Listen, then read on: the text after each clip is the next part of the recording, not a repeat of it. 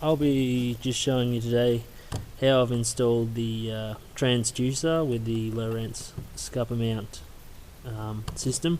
I've had to modify it a bit. I'm going to pull it out and replace this little wooden ring with a more durable plastic one. Right, so there's the wooden one. Let's put the plastic one back on.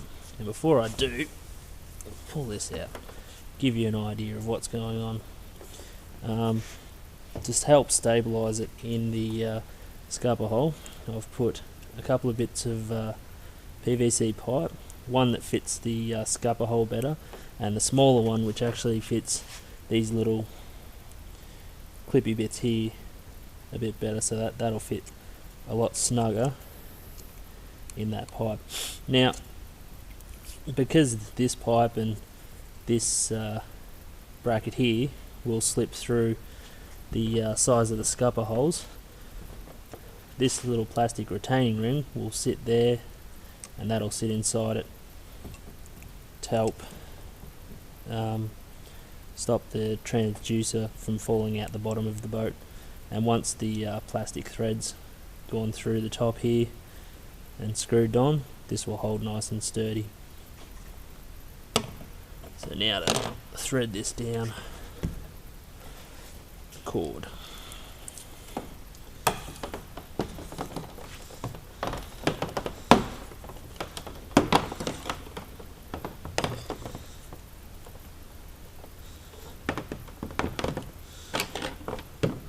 So 2 bits of PVC pipe. I think one was approximately 95 millimeters long, the other one was 90.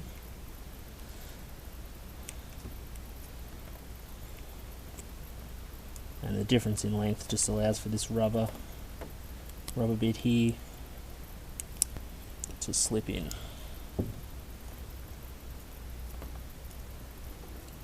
Right. Pop this up through the hole.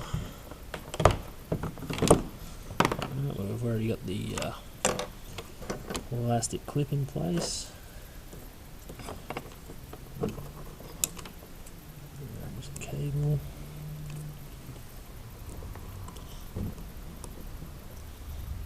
Top retaining cap on. And if you can get it to start.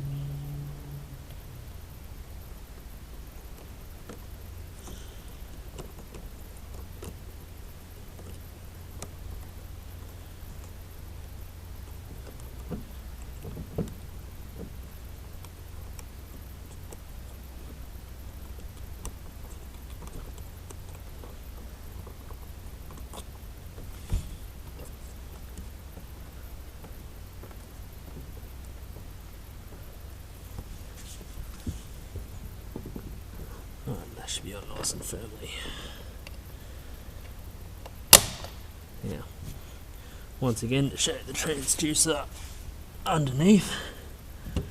Okay, it's not 100% protected, but I think that's as good as you're going to get on the Slayer 10. So it's got a little bit of movement, but it's not major.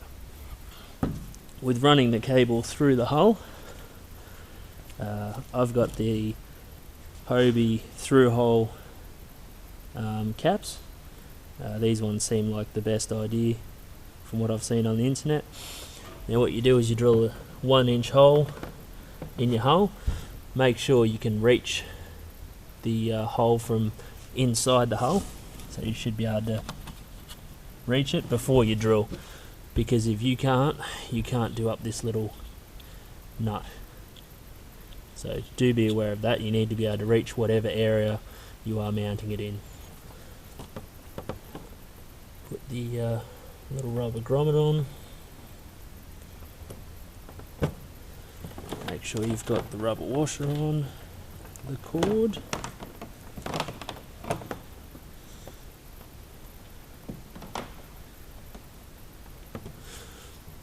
And pop the cap on.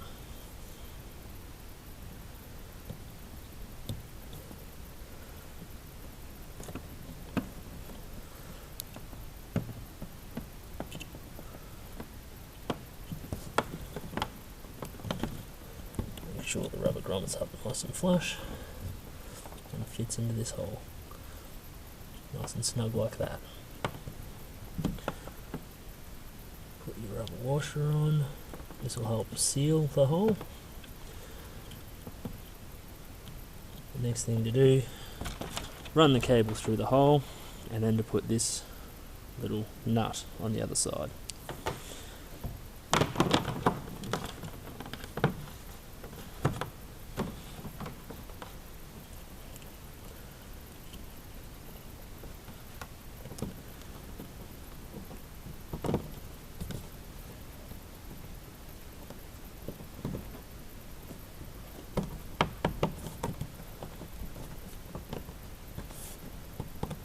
Nice and snug.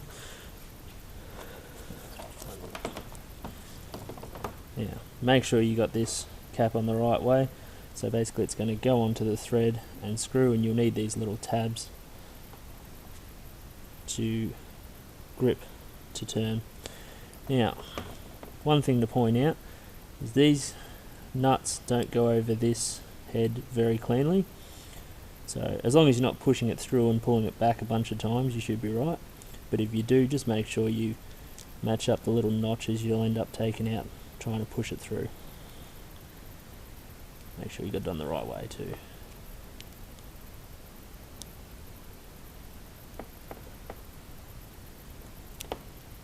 Alright, once you've got that nut done up nice and tight, next thing is to run the cable. I'm going to run mine inside the hull up here to this front hole. In order to run the cable down the side here, I've threaded a bit of rope through the hull and I'm going to pull it through.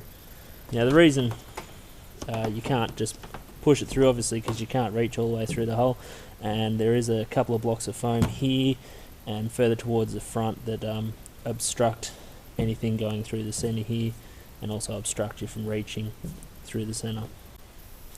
Okay, we've got our cable ran through. Now the next thing we're going to do is we're going to pop it up through this hole and we're going to pair it up with the power cable. Now when putting this nut on, because it's hard to put the cable ends through, I recommend putting the nut on here before running the power cable through, if you have this type of transducer lead or plug. So put the nut on, right, drop this cable through the hole. Actually, probably better off to push that up through the hole and push the power one down. Alright, now run the power through the thread there. Put the rubber washer on both cords.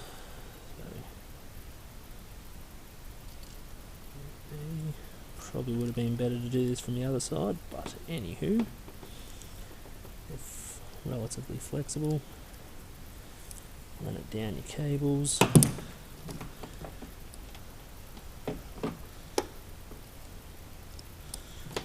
Right. Put your rubber grommet on.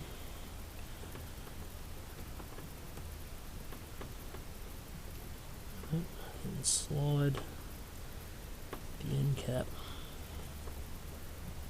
into it. This can be a little bit hard with the double cable, as you can probably tell.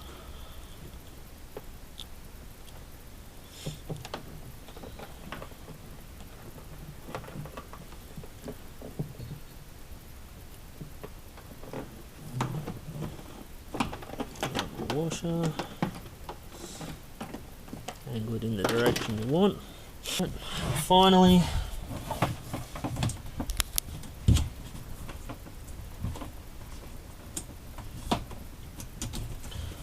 run the plastic nut up the cable and screw it on.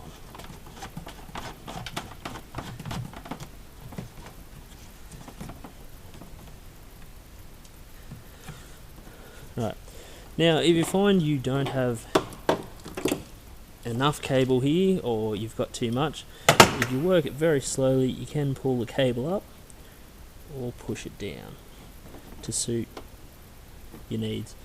Alright, just work it very slowly and it will come up. Now for this installation, I've got the fish finder mounted on the Propel drive. Now the way I've done it to neaten up the cable run so it doesn't get caught up in the pedals is to loop it through the cutouts here in the drive. Right, zigzag it through and then wrap around the outside. Okay, and then down into the hole. Now once I've got all the cable lengths worked out, I'm going to zip tie these here, here, here and here, just to keep it obviously nice and neat so I don't have loose cables moving around.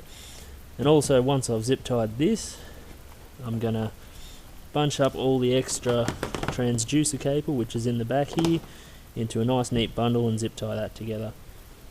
And then that'll be a nice clean finished installation. So as you can see, I've zip tied the cables, they're all nice and neat. If we look inside the hole, except for that being wrapped around there, this is all fairly neat. Alright, got a lot of loose cable, and at the back of the hole here you can see, hopefully see that, a bundled up bit of transducer cable that obviously would just be flapping around and getting in the way. This way it's sort of bundled up relatively neat, and hopefully we shouldn't have any problems. For the battery, I've got a 7.2 amp hour. Right, and mounting that in the hull, I simply plug the terminals in and I tuck it basically behind this scupper hole in here inside the hull. So I'll slide it back there, and if you can see that, that's where it sits when I'm on the water, and it usually doesn't move from there. And as you can see here, I have trimmed the communications cable because it's something I'm never going to use. I put some glue-filled heat shrink on the inside and crimped the end, and then I put another larger bit of glue-filled heat shrink over the two cables together just to keep it nice and neat. Okay, another thing probably worth mentioning is the reason I've looped the cables through here, haven't tied them on or linked them on with anything else, is just for the simple fact that if for some reason I want to take the Propel drive off for transport, or even if I want to go somewhere without the Propel drive, I can take these cables out and I can mount the fish finder on a different ball, and I can remove the Propel drive completely